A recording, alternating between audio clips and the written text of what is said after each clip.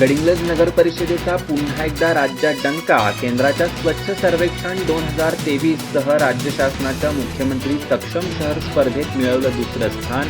प्रेझेंटेशनच्या आधारे मिळू शकते पहिल्या स्थानावरही संधी.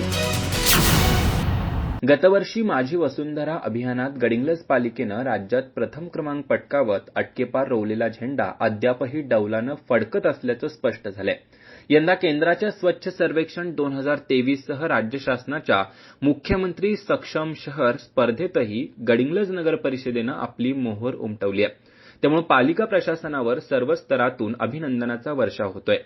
केंद्राच्या स्वच्छ सर्वेक्षण 2023 स्पर्धेत महाराष्ट्र राज्यातून 3 महानगरपालिका आणि 5 नगर परिषदांनी बाजी मारली आहे. त्यामुळे गडिंग्लजचा समावेश आहे. 11 जानेवारी 2023 रोजी राष्ट्रपतींच्या हस्ते हा पुरस्कार वितरण सोहळा होणार आहे. मिळणारी रँक आणि बक्षिसाची रक्कम त्याचवेळी कळणार आहे. तर राज्य शासनाच्या मुख्यमंत्री सक्षम शहर स्पर्धेतही गडिंग्लज नगर परिषदेनं पुणे विभागात दुसरा क्रमांक पटकावून 1.5 कोटी रुपयांचं बक्षीस जिंकलंय.